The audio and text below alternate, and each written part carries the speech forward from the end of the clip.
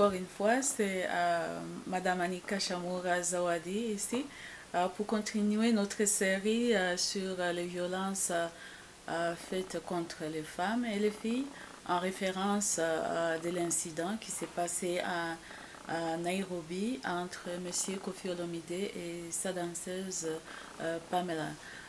Dans la vidéo, la première vidéo, nous avons parlé des opportunités que cet événement nous a offert en tant qu'individu, en tant que société et en tant que travailleuse dans les domaines de violences faites contre les femmes et les jeunes filles.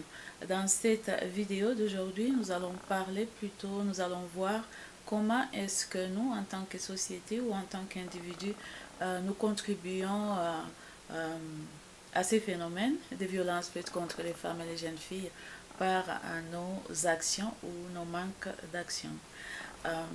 Bien sûr, comme on l'a vu dans la vidéo passée, la mentalité, on peut dire que la mentalité a beaucoup évolué quand même parce que la grande majorité des personnes ont condamné l'acte de M.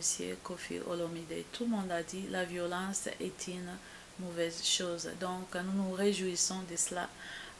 En même temps, en regardant de près les vidéos quand tout s'est passé à l'aéroport de Nairobi, nous voyons qu'après avoir lancé son premier coup, M. Kofi Olomide s'avance vers Mademoiselle Pamela et instantanément, bizarrement, les gens lui donnent les passages, quoi. Les gens lui ouvrent les passages, les gens enlèvent leurs valises, si vous voulez, les obstacles pouvant arrêter son avancée. Cela en dit long sur nous en tant que société. J'espère que vous avez remarqué que mes vidéos ne sont pas du tout personnelles.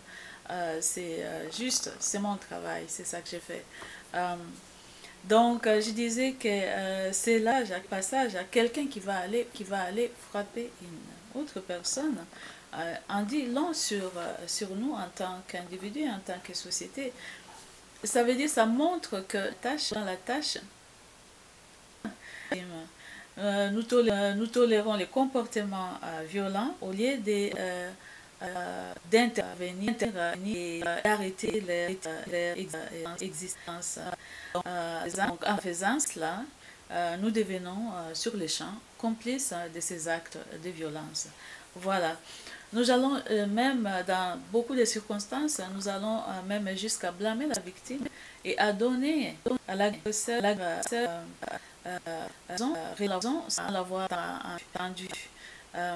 En effet, dans certaines des vidéos, les intervenants étaient choqués que personne ne s'était inquiété sur ce que Mademoiselle Pamela aurait fait pour pousser M. Kofi Olomide à ces niveaux de violence.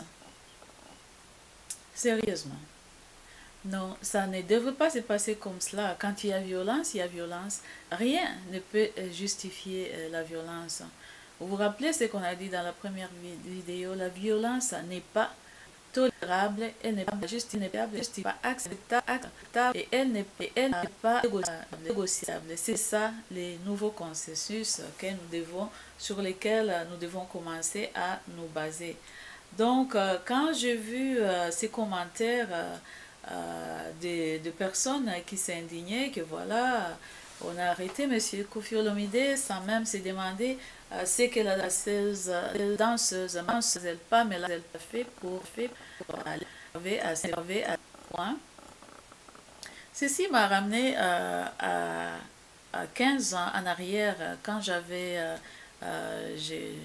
fouillé de chez moi, j'avais mon nez et mon visage couvert de sang et je m'étais réfugiée, j'ai vu des militaires à la station d'essence de ma campagne, hein, tout près de chez moi, et je me suis enfouie vers ces personnes-là pour demander de l'aide et pour demander s'ils pouvaient, ne fût-ce que me trouver un taxi. Alors, vous allez être étonnés ce qu'ils m'ont dit. Il y en a un qui était compatissant, mais les deux autres, hein, ils étaient à trois, les deux autres ils étaient presque fâchés même, hein. Ils m'ont dit, ah, il ne faut pas qu'elle reste ici, il faut qu'elle parte. Si son mari l'a mis dans cet état, il doit avoir fait quelque chose de très très grave. Sérieusement. Euh, donc, je suis partie malheureusement pour moi, tous les taxis ont eu la même réaction et presque les mêmes paroles. Et donc, je suis restée là sur la route et après une trentaine de minutes, il y a un taxi bis vide qui, qui, les gens étaient gentils, les taxis, les conducteurs et les receveurs, ils m'ont mis dans leur taxi bus pour aller me déposer jusqu'à Gombe où j'ai cherché refuge. Donc, c'est quand même bizarre. Autant on s'est félicité de dire que voilà, tout le monde reconnaît la violence, autant on voit aussi qu'il y a des mentalités qui restent quand même les mêmes, qui n'ont pas changé. Parce que l'histoire que je vous raconte, et les gens qui disaient voilà, euh, euh, il fallait d'abord demander ce que la demoiselle a fait pour que le monsieur les tape. C'est exactement la même chose. 15 années après, nous n'avons pas évolué sur ces points-là. Et donc, euh, c'est pour dire que nous avons beaucoup de travail à faire. En cas de violence, ce que nous devons faire, ce n'est pas de commencer à condamner la victime ou la juger. La violence ne doit pas être acceptée. La violence ne doit pas avoir lieu.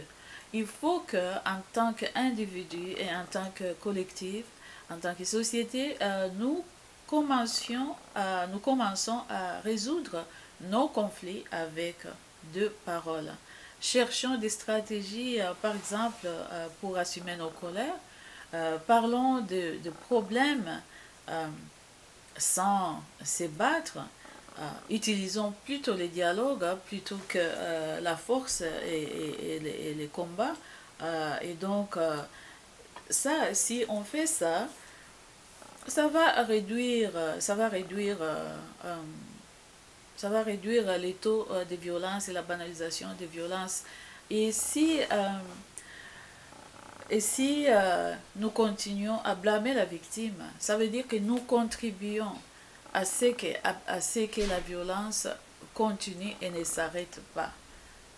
Nous ne devons jamais prendre la part des personnes euh, qui sont les agresseurs.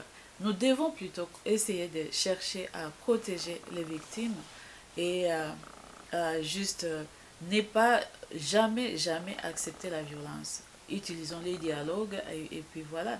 Dans d'autres vidéos, j'ai aussi eu à remarquer certains intervenants qui disaient que voilà, maintenant notre société a changé, on se demande ce qui se passe pour une petite histoire de violence, tout le monde commence à parler et d'ailleurs la bagarre c'est souvent signe d'amour. Euh, Sérieusement. Euh, non, ce que je voudrais dire aux personnes qui pensent à cela, peut-être vous pouvez dire ça parce que vous n'avez jamais été tabassé. Là, vous rendriez compte que la violence n'est pas du tout signe d'amour. Ce que je vais dire est aussi simple et c'est la leçon aussi pour cette deuxième vidéo. Quand ça fait mal, ce n'est pas de l'amour. Je vais le répéter. Quand ça fait mal, ce n'est pas du tout de l'amour. Euh, voilà. J'espère qu'on peut, si on est d'accord sur ces deux points-là, ça veut dire la violence n'est pas acceptable, la violence n'est pas tolérable, la violence n'est pas négociable et la violence n'est pas justifiable. Et l'autre point, c'est que quand ça fait mal, ce n'est pas de l'amour. Quand ça fait mal, ce n'est pas de l'amour. Et enfin, arrêtons de blâmer les victimes et de prendre part d'être du côté de l'agresseur. Nous ne pouvons pas continuer à faire cela.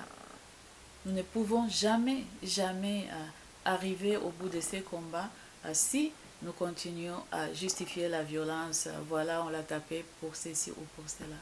Voilà, c'était ça, ma deuxième vidéo sur comment est-ce qu'en tant qu'individu et en tant que société, nous continuons à contribuer sur les violences faites contre les femmes et les jeunes filles. On se revoit dans la prochaine vidéo où je vais parler maintenant des officiels. Merci.